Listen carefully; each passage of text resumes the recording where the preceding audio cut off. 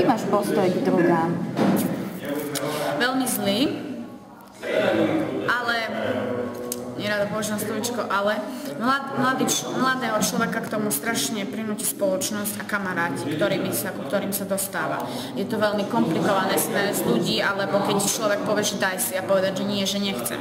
Potom to závisí od tej osobnosti človeka, ako sa k danej veci postaví.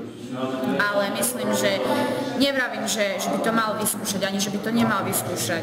Ale napríklad už aj keď človek vyskúša, dám príklad marihuanu alebo takto, tak buď sa inklinuje k tomu, že áno, vyskúšal som, viem, aké je to, nechcem s tým mať nič spoločné, alebo áno, chutí mi to, budem sa tomu venovať, akože kvázi chutí mi to, na to odpoviem mladý človek, chutí mi to, prečo to je hlúposť, lebo človeku to nechutí, ale má z toho nejaké stavy, alebo ja neviem čo.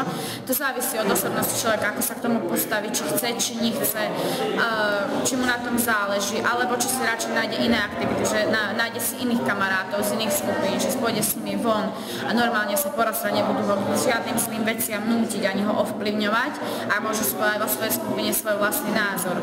Lebo viem a veľa je takých, ktorí nemajú také vysoké sebavedomie, dostanú sa do určitej skupiny a tá mu povie, že ak si nedáš, nie si môj kamarát alebo neviem čo. Mala som aj kamarátov, ktorí drogovali, boli na tom zlé, dostali sa, takže myslím, že to je aspoň tak pozitívne, to sa takých viac ľudí. Tak. A keby tvoj priateľ nejaký bol závislý na drogách, ako by si mu vedela ty pomôcť? Určite by som sa snažila byť mu oporou, byť stále pri ňom a dať mu pocit ten, že som tu pre ňo a že hoď aký bude mať problém, tak mi môže zavolať, aj keď to bude o polnoci, keď to bude o 2:00, nezáleží na čase.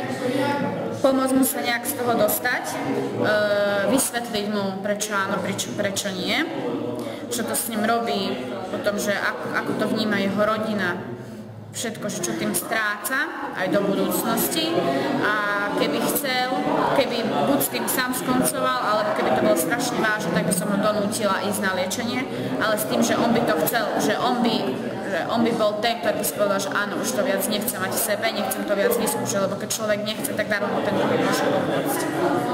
Takže asi to. Ďakujem veľmi pekne. Prosím.